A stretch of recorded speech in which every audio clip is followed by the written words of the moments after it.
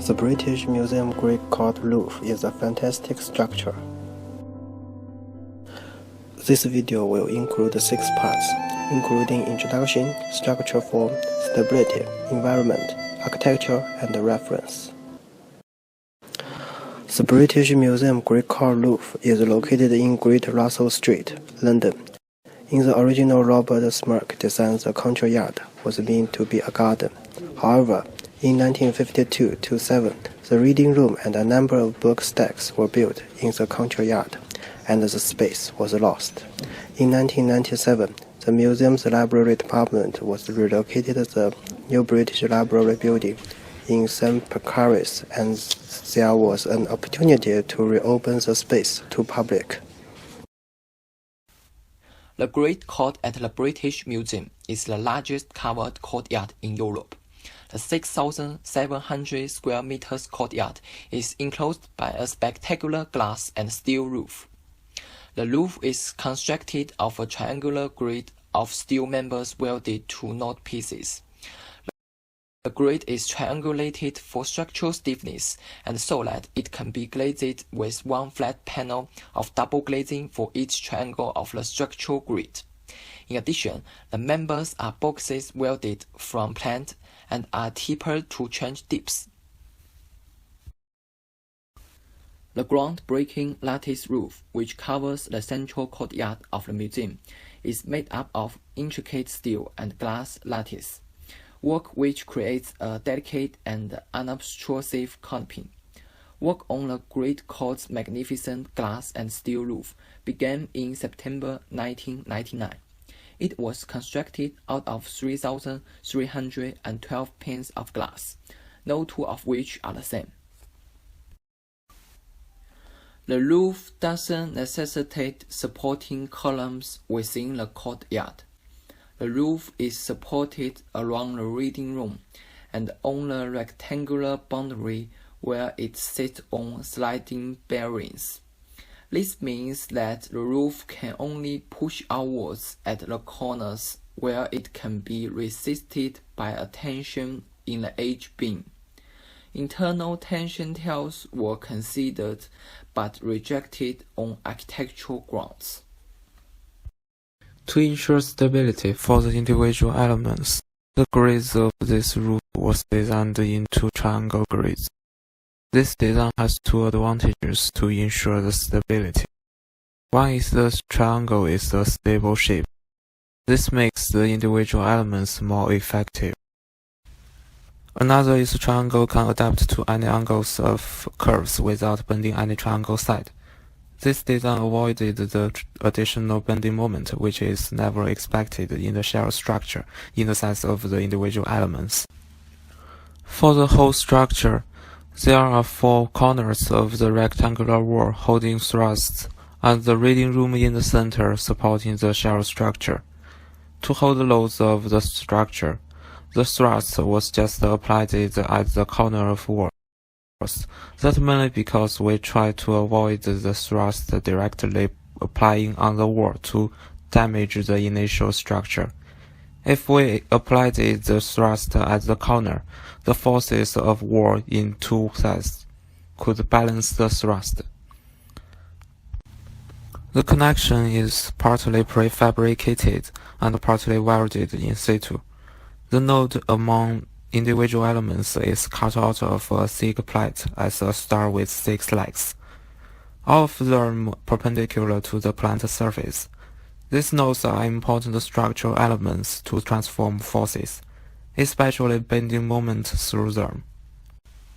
Mesh smoothing process, which divided the big triangle into several smaller triangles to make the surface smooth, leads to the difficulty to ensure the control over the exact position of any point. This would cause the design against the needs for the safety and the practical building. The Great Court roof incorporates a once disconnected surrounding area into an epicenter, that epicenter being the dome of the reading room. The roof also creates the largest covered public square in Europe and a comfortable environment for visitors or members of the public passing from the British Library to Covent Garden, the river, and the South Bank. Grade D steel was used in order to minimize the number of impurities present that would otherwise affect the quality of the welding, which needed to be completed to stringent tolerances. Steel also offered high strength and stiffness, easy connection using welding, excellent weather characteristics, and sufficient self-weight to resist the wind-induced uplift and cladding weight, all of which was at a low cost. The glass contained a 16mm air-filled cavity between an outer monolithic 10mm thick toughened glass and inner laminated glass that comprises two panels of 6mm thick anneal glass and two PVB interlayers. The transparent facade benefits from the high-strength toughened glass in resisting the external environment, whilst the internal laminated anneal restricts shattering. Flame cutting was used to produce a 1,500 six-way nodes, while submerged arc welding was utilised to prefabricate the steel members and nodes. All of this was done autonomously using continual varying data being provided to each machine.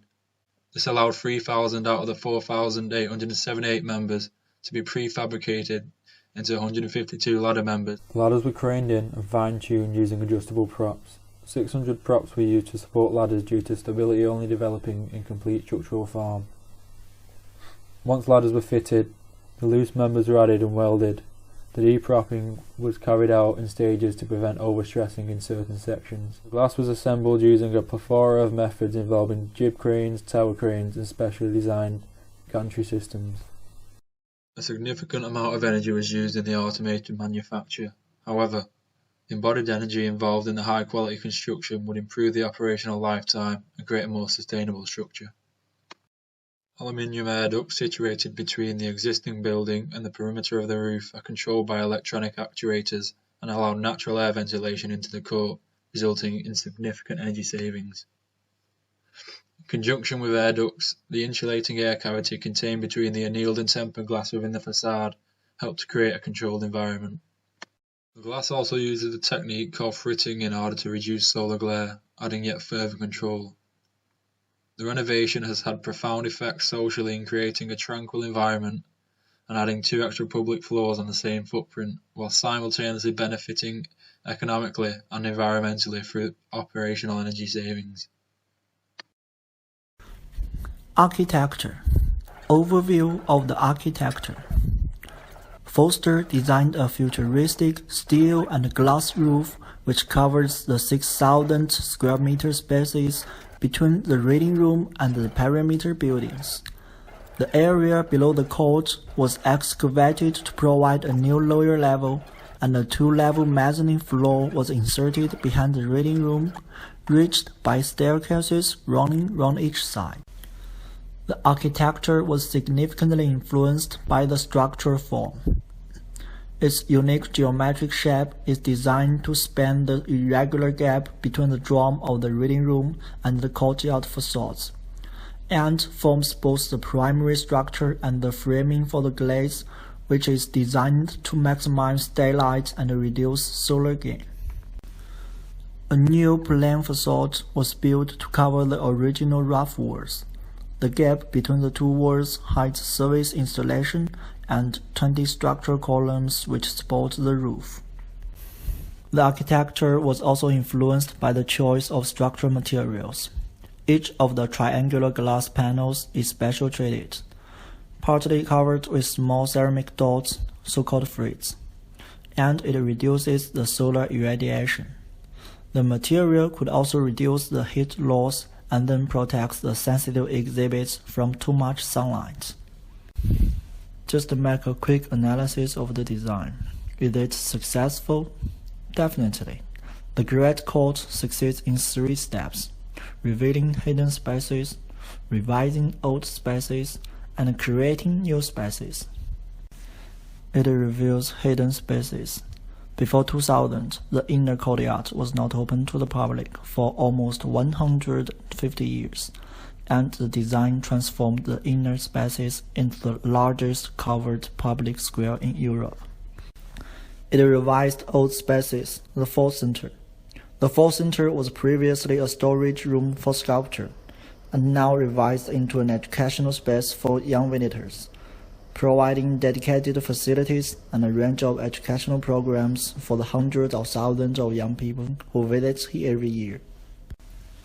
It also creates new spaces for galleries, education, and visitor facilities. The design of the Great Court provides 2 new gallery spaces, the Sainsbury Galleries and the Wellcome Trust Gallery. In the lower level of the Great Court, the Clough Education Center comprises several lecture theaters, seminar rooms, and studios, which expands its educational role. The new space allowed the construction of new facilities, including the court restaurant on the upper level and the court cafes on the ground level. Do you like a finished project? Yes, of course. In terms of visitor numbers, over 5 million annually. The British Museum is as popular as the Louvre in Paris or the Metropolitan Museum of Art in New York. Without the space, the museum was like a city without a park. This project is about its reinvention.